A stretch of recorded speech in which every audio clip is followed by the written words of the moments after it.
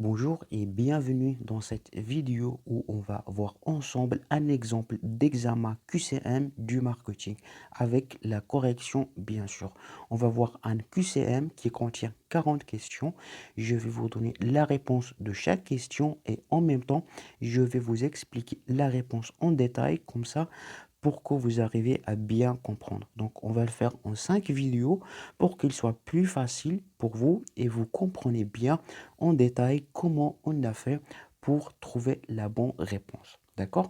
Donc, on va commencer avec la première question. Donc, la première question dit la segmentation permet de découper le marché en segments homogènes, permet de découvrir plusieurs opportunités d'investissement, se fait en fonction des critères bien déterminés ou bien peut être efficace lorsque il est mesurable, vaste et rentable.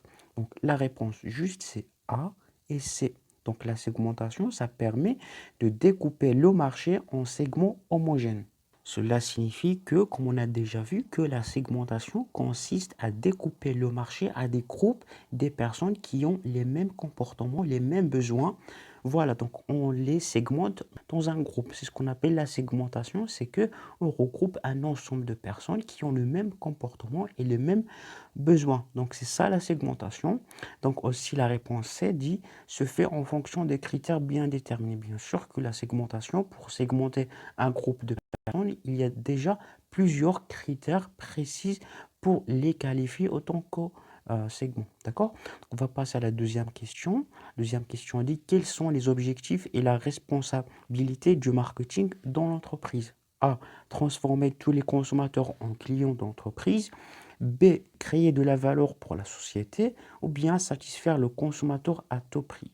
La réponse juste, c'est créer de la valeur pour la société. Qu'est-ce que signifie ça? Donc, comme vous savez tous que le marketing, c'est un processus qui consiste premièrement d'analyser les besoins, quels sont les besoins du consommateur dans le marché, pour fabriquer, pour produire un produit qui adapte le mieux à ses besoins du consommateur. Donc, voilà, et en même temps, donc là, il y a l'intérêt de l'entreprise pour réaliser des gains et en même temps pour satisfaire le consommateur. D'accord?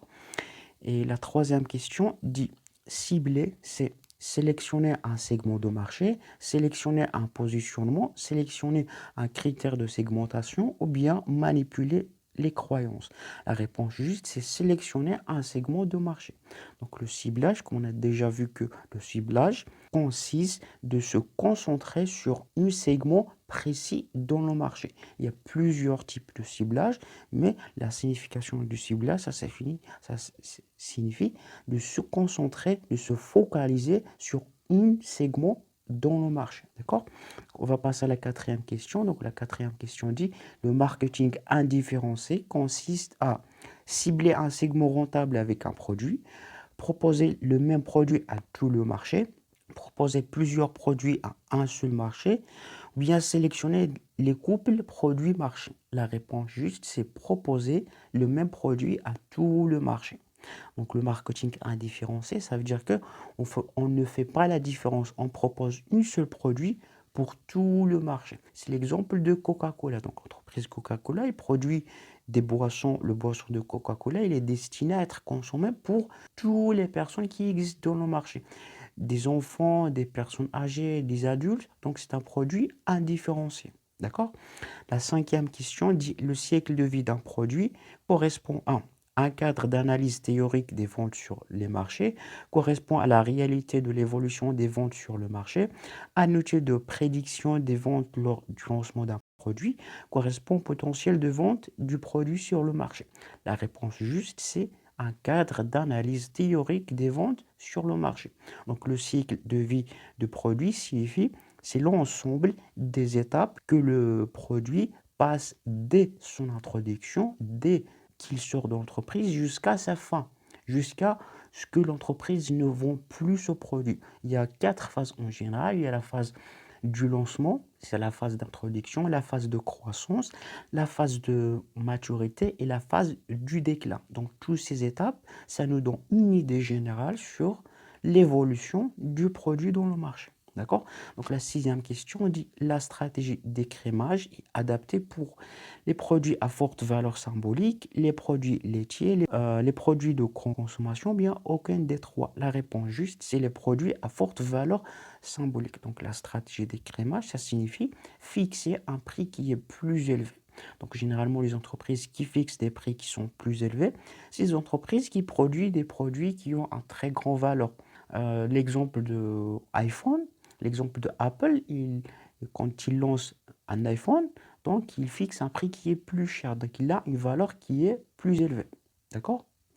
La septième question dit la stratégie de distribution sélective signifie sélectionner un petit nombre de distributeurs sur des critères précis, distribuer le produit dans le maximum des magasins. La réponse juste c'est A. Sélectionner un petit nombre de distributeurs sur des critères précis. Donc la stratégie de distribution sélective signifie que l'entreprise choisit avec précision les points de vente qui vont diffuser, qui vont vendre leurs produits. C'est l'exemple des entreprises qui vendent des produits qui ont de la valeur, comme les produits cosmétiques, comme les bijoux. Donc, on ne peut pas trouver les bijoux et des produits cosmétiques à n'importe quelle place. Il y a des points, des magasins spécifiques pour ces produits. Donc, la réponse juste, c'est A. D'accord? Donc, la huitième question dit une étude de marché est définie comme l'ensemble des techniques de marketing permettant de mesurer, analyser, comprendre les comportements, les appréciations et les besoins et attentes d'une population définie pour un produit ou un service, ou bien c'est l'ensemble des décisions prises au niveau des équipes de chaque département pour faire la promotion d'un produit, ou bien ça fait partie de marketing mix. Donc la réponse juste, c'est A.